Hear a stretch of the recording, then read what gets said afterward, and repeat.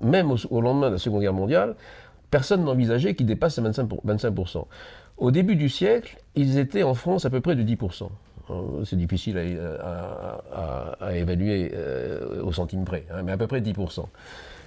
Et au XIXe siècle, encore moins. Bon. Or, quand est-ce que l'Occident a fait son développement économique et scientifique et technologique? Précisément au XIXe siècle et dans la première moitié du XXe siècle. C'est à ce moment-là qu'il a été le plus dynamique, si vous voulez.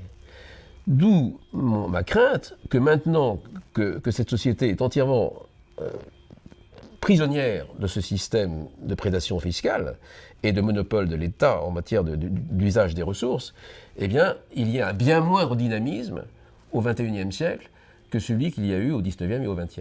Alors ça, c'est grave, parce que du coup, c'est un changement de société, c'est une régression sociétale.